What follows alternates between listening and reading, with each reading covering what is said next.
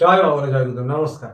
Astro বিআরএসে সকলকে স্বাগত জানাই। আশা করি সকলে ভালো আছেন। আজ আবার মান্থলি রাশিফল নিয়ে আলোচনা করবো এবং আজকে আলোচনা করবো 2025 জুলাই মাস কেমন যেতে চলেছে কুম্ভ রাশির জাতক বা জাতিকাদের সেই নিয়ে।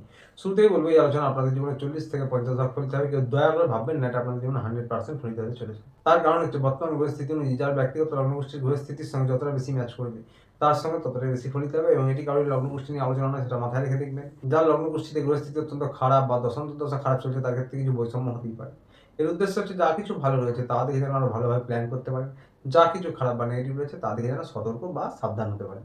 তো আর দেরি না করে শুরু করবো আলোচনা। শুরুতেই বলবো, যারা পড়াশোনা করছেন, বিদ্যার্থী পরীক্ষার্থী রয়েছেন তাদের উদ্দেশ্যে আপনাদের যে 5 নম্বর হাউসটি রয়েছে সেই হাউসটি যেগুলো বৃহস্পতি বসে রয়েছে এবং লম্বা সময় পর্যন্ত এখানে থাকবে। তার সাথে সূর্যদেবও কিন্তু থাকছেন এই মাসে 15 তারিখ পর্যন্ত, এবং একত্রে এই দুটি প্ল্যানেটের শুভ প্ল্যানেটের দৃষ্টি পড়ছে 11th হাউসে। তো পড়াশোনার জন্য বলবো, বিশেষ করে 15 তারিখ পর্যন্ত খুবই ভালো। পড়াশোনায় উন্নতি, যারা সরকারি পরীক্ষার জন্য চেষ্টা করছেন তাদের উন্নতি হবে, তাদের সাকসেস হবে।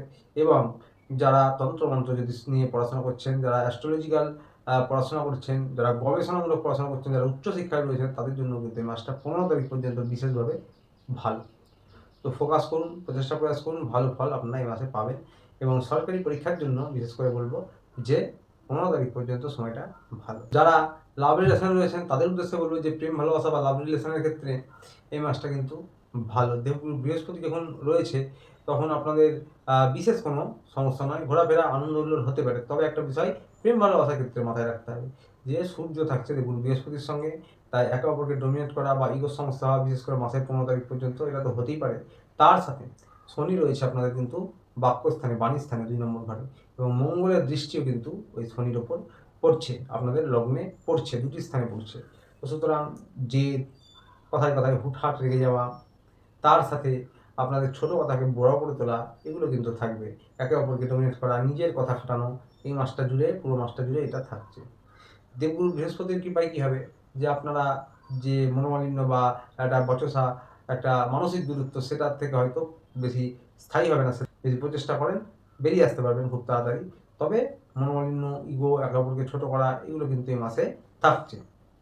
তাই নিজেদের বোঝাপড়া উন্নত করুন, একে অপরকে সাহায্য করুন। ঘোরাফেরা, টুকটাক আনন্দ হুল্লোড় সেটাও থাকবে কিছুটা। হাজব্যান্ড ওয়াইফ নিয়ে বলবো যে আপনাদের ঘরে কিন্তু মঙ্গল রয়েছে এবং রাহুর সঙ্গে মঙ্গলের দৃষ্টি বিনিময় হচ্ছে। তো আপনাদের মধ্যেও কিন্তু আশা প্রত্যাশা বাড়বে, রোমান্টিকতা বাড়বে। কিন্তু রোমান্টিকতা, আশা প্রত্যাশা বাড়ার সাথে সাথে আপনাদেরও কিন্তু হুটহাট রেগে যাওয়া, ছোটো কথা সহ্য না হওয়া, কোনো একটা ছোটো জিনিস থেকে বড় একটা বচসায় পরিণত হয়, এগুলো থাকছে, এটা মাথায় রাখবেন। আনন্দ বা আশা প্রত্যাশা, আকর্ষণ, এগুলোও কিন্তু বৃদ্ধি হবে। তবে মনোমালিন্য, বচসা, হুটহাট রেগে যাওয়া, এগুলোও থাকবে। তবে হাজব্যান্ড ওয়াইফের কাজের জায়গাটা কিন্তু মোটামুটি ভালো থাকবে এই মাসে। একটু মুখের বাণী কোষের উপর নিয়ন্ত্রণ রাখবেন। আবারও বলছি, শনি রয়েছে 2 নম্বর ঘরে এবং মঙ্গল রয়েছে 7ম হাউসে। লগ্নে রাহু, মঙ্গলের দৃষ্টি লগ্নে পড়ছে, বাণীর জায়গায় 2 নম্বর হাউসও পড়ছে। পরিবার নিয়ে বলবো, পরিবারে আনন্দ হুল্লোড় থাকবে, পরিবারের পরিবেশটা আপনাদের ভালো রাখবে, পরিবারে বিনোদনের কিছু করতে পারেন, লাক্সারিয়াস কিছু বিষয়ে খরচ হতে পারে। পরিবারটা মোটের উপর আপনাদের ভালো থাকছে। পরিবারের সদস্য যারা রয়েছেন, শ্বশুর শাশুড়ি, বাবা মা যারা রয়েছেন, সকলের সঙ্গে সম্পর্ক উন্নত করুন, তাদের স্বাস্থ্যের খেয়াল রাখুন। যারা ব্যবসায়ী রয়েছেন, সরকারি বেসরকারি চাকরি করছেন, তাদের উদ্দেশ্যে এবার বলবো, ব্যবসায়ীদের উদ্দেশ্যে বলবো ব্যবসার জন্য এই মাসটা মোটের উপর ভালো যাবে। তবে ব্যবসায়িক কারণে খরচ বৃদ্ধি হতে পারে, এটা খেয়াল রাখতে হবে। যে কোনো লাক্সারিয়াস জিনিসের জন্য কিছু খরচ আপনারা করতে পারেন। তার সাথে আপনাদের কিন্তু শুক্র 10 নম্বরে দৃষ্টি দিচ্ছে, শুক্রের দৃষ্টি 10-এ পড়ছে কর্মস্থানে, এবং দেবগুরু বৃহস্পতি এবং সূর্যের দৃষ্টি 5 নম্বর হাউস থেকে পড়ছে সাকসেসের জায়গায়। তো প্রমোশন, পদোন্নতি, কিছু প্রচেষ্টা করছেন, তাদের সফলতা সব কিছু পাবেন, আপনাদের কর্মদক্ষতা বাড়বে। এবার বলবো যে আগেও বলেছি, মঙ্গল 7 নম্বর থেকে লগ্নে দৃষ্টি দিচ্ছে, আর রাহু রয়েছে সেখানে, 2 নম্বরে কিন্তু শনি রয়েছে। তো বুঝতে পারছেন, মুখের বাণী ক্রোধের উপর এই মাসে একটু নিয়ন্ত্রণ রাখতে হবে। যারা সিনিয়র কলিগ, বস রয়েছেন, ম্যানেজার রয়েছেন, তাদের সঙ্গে কিন্তু সম্পর্ক উন্নত করুন, একটু তাদের সঙ্গে বুঝে শুনে কথা বলুন। ক্রোধকে নিয়ন্ত্রণ করে বুদ্ধি দিয়ে আপনারা কাজ এগিয়ে নিয়ে যান। তার সাথে যারা ব্যবসায়ী রয়েছেন, আপনাদের কাস্টমার হোক বা আপনাদের আন্ডারে যারা কাজ করেন এবং আপনাদের যারা মহাজন রয়েছে, তাদের সঙ্গেও কিন্তু ক্রোধের উপর, মুখের বাণীর উপর নিয়ন্ত্রণ রেখে কথা বলুন। তাছাড়া মোটামুটি ব্যবসায়ের অর্থনৈতিক পরিকাঠামো, কাজের জায়গায় কর্মদক্ষতা, কাজের দক্ষতা হোক বা কর্মস্থানের পরিবেশ হোক, মোটের উপর আপনাদের ভালো থাকবে। অর্থনৈতিক পরিকাঠামো একই রকম থাকবে, টাকার ফ্লোও মোটামুটি ভালো থাকবে। যারা সরকারি চাকরি করছেন, যারা সরকারি চাকরির জন্য প্রচেষ্টা করছেন এবং যারা রাজনৈতিক ফিল্ডে রয়েছেন, 16 তারিখের আগে পর্যন্ত সময়টা আপনাদের মোটামুটি ভালো যাবে। 16 তারিখের আগে পর্যন্ত সময়টা আপনাদের মোটামুটি ভালো থাকবে।